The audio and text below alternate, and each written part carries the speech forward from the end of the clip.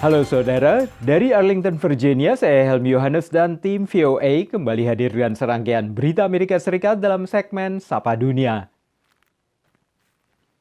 Perang melawan COVID mencapai kemajuan penting setelah otoritas kesehatan Amerika mengizinkan penggunaan vaksin kedua yang kini mulai didistribusikan ke berbagai wilayah negara ini.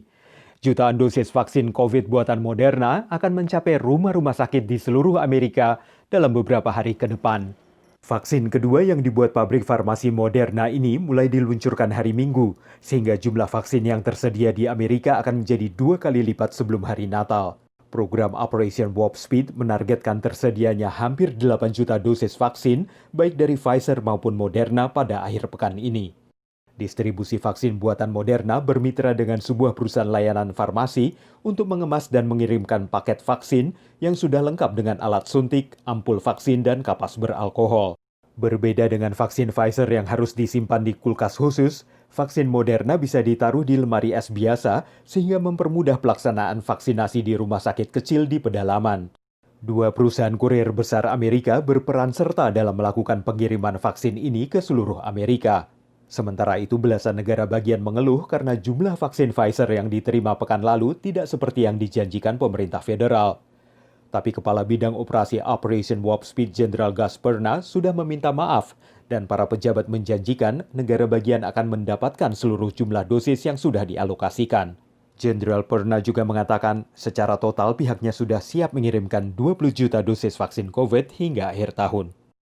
Saudara, selama menjabat, Presiden Amerika Donald Trump menentang proses imigrasi lewat jalur keluarga yang ia sebut sebagai migrasi berantai. Sementara Presiden terpilih Joe Biden diperkirakan akan mengubah kebijakan imigrasi dengan lebih menekankan pada bersatunya anggota keluarga yang terpisah. Ya, jadi 2013 itu semenjak suami meninggal, terus saya langsung ke lawyer, kan kena jantung kan meninggalnya itu. Jadi mendadak kan.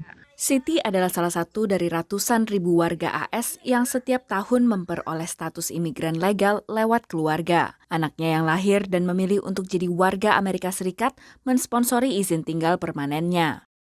Selama pemerintahan Presiden Donald Trump, imigrasi lewat jalur keluarga yang kerap ia sebut sebagai chain migration atau migrasi berantai jadi kambing hitam dalam beberapa insiden, termasuk pengeboman di kota New York tahun 2017 oleh Akayatullah yang masuk ke Amerika lewat jalur keluarga. That's why the president has pushed for not one part of immigration policy, but a responsible and total immigration reform. Berbeda dengan Trump, pendekatan Presiden terpilih Joe Biden terkait isu imigrasi menekankan pada pemersatuan keluarga. And now they cannot find over 500 of sets of those parents and those kids are alone.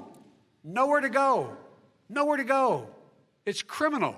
Menurut analis, perubahan iklim politik dan pandangan yang dibawa Joe Biden belum tentu dengan segera mengubah kebijakan imigrasi Amerika, termasuk terkait migrasi berbasis keluarga. But then he'll have to get Congress to pass it.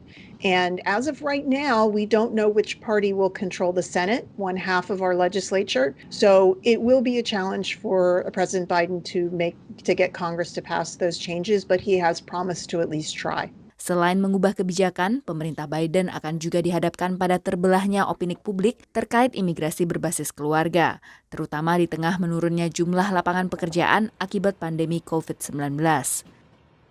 Beralih ke sejumlah serial drama dan komedi situasi di televisi Amerika yang mulai memasukkan adaptasi kebiasaan baru saat pandemi ke dalam alur cerita.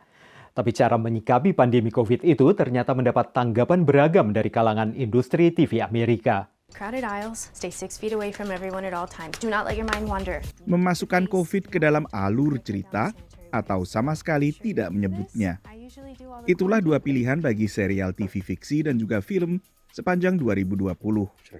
And all the medical shows, they took it pretty seriously, incorporating it into their storylines. They knew early on that they weren't going to be able to shy away from it. You turn on an episode of Grey's Anatomy, which is about a big hospital, or if you turn on an episode of one of these Chicago-based police fire rescue shows, and there's no evidence that there was a pandemic, that would seem ridiculous. If you turn on a Christmas movie and it's not realistic, that's not ridiculous. You don't want them to be realistic. There's nothing about that genre that says this has to reflect anything close to real life. Hallmark yang dikenal dengan film bertema Natal tak akan menampilkan mudik via Zoom atau Skype seperti yang terjadi dalam kehidupan nyata, tapi temu keluarga layaknya sebelum pandemi. We all know that if you're sitting down to watch one of Hallmark's 40, count them 40 Christmas movies this year, or the infinite number of their inventory, you are probably not looking for a deep social commentary on the state of the world in an age of pandemic. Big plans for this year. Road trips, maybe falling in love. Sebaliknya ada serial TV seperti Connecting dan Mythic Quest Quarantine yang justru dibuat seperti sebuah pertemuan virtual. Demikian laporan tim VOA. Kini kita tengok warga diaspora Indonesia di Texas, Agustinus Setiadarma, yang terpapar virus corona setelah berkumpul bersama beberapa teman. Setelah isolasi mandiri selama 3 minggu, ia kembali menekuni hobinya berlari, bahkan ikut lomba. Tapi amankah beraktivitas lari setelah terpapar corona? Dan saya merasa paling sehat sepanjang umur saya. Jadi bulan Juni saya ada cook out di rumah teman di dalam jadinya. Sekitar 15 orang di situ dan salah satunya udah positif COVID dan kita nggak tahu. Saya di sana cuma 45 menit cuman terus pulang dan besoknya saya udah langsung demam dan badan kayak meriang dan batuk. Inilah pengalaman Agustinus Setiadarma, diaspora Indonesia di Midland, Texas, saat tertular virus corona musim panas lalu. Setelah negatif itu nafas masih susah bener. Buat lari 1 kilo aja susah setengah mati. Agus yang rata-rata berlari 190 km setiap bulan, kembali ikut half marathon hanya 3 minggu setelah dinyatakan negatif dari COVID. Bagi banyak orang, kejenuhan memang terasa setelah berbulan-bulan mematuhi aturan tinggal di rumah. Melakukan aktivitas luar ruangan menjadi semacam oase di masa pandemi.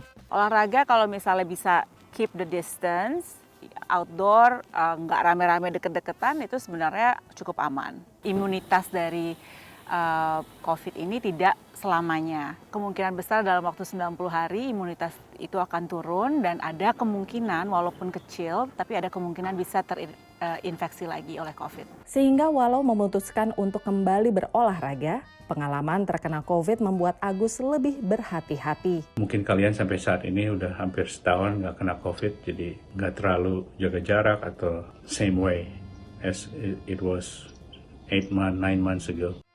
Dari Washington DC, VOA. Saudara, kami akan kembali dengan Sapa Dunia Senin depan. Terima kasih atas perhatian Anda. Dari Arlington, Virginia, saya Helmi Yohanes dan tim VOA.